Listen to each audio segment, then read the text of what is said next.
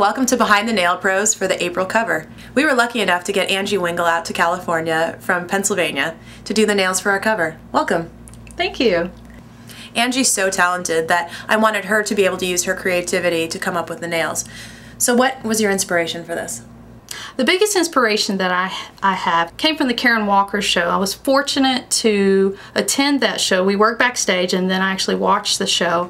And I normally don't like any type of animal print, but she had this fabulous leopard print with cocoa beige, gray, a light beige cocoa.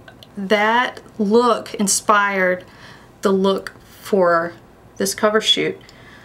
When you showed me the tip that you had prepared at home with this print, it was amazing. So I totally thought it was a great idea for the cover. How did you create the nail? Creating this look is very easy. Just anyone can do it.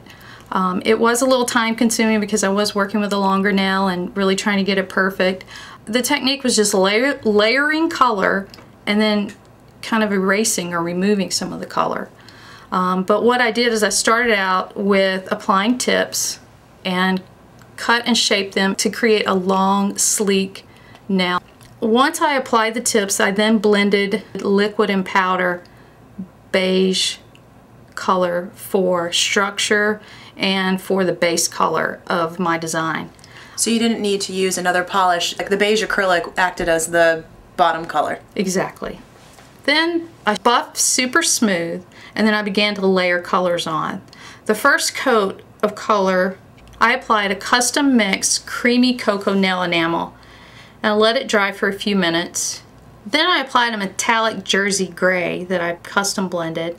I allowed that to dry, and then my last coat was a light cocoa beige. Once the nails were completely dry, I then began the process of removing what I put on. Now, how did you remove the polish to get the spots? Well, once the nails were completely dry, I used a brush to soften the layers of nail color with acetone. Or as the color removed, revealing the next color, and depending on how much color I wanted to show is how deep I went into the layers. And on some spots I went deeper, other spots I wanted to reveal more of the darker cocoa. Some I just removed a little bit of the light cocoa beige so that the metallic gray popped through.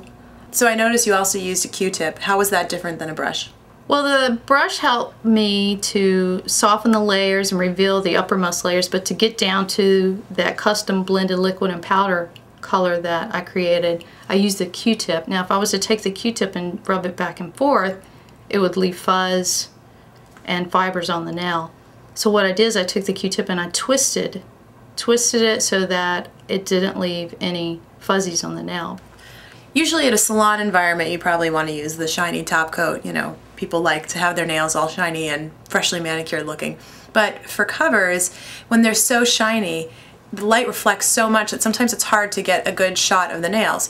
Now in this photo shoot, I noticed that the nails were photographing so well. What did you do with the top coat? It wasn't a high shine.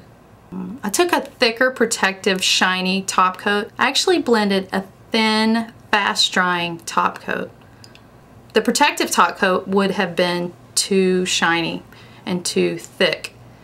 And then the thin top coat, the thin fast-drying top coat was ideal, but it wouldn't have been protective enough and give the colors that depth that I was looking for. So by adding the thin to the thick, it gave me a happy medium and it photographed beautifully. Thank you so much for coming out here. We've been wanting you to do a cover for so long, and it was such a treat that you happened to be in California and we could steal you away for a day. Thanks for having me. It was really great working with all of you and meeting everyone, and I look forward to seeing you again.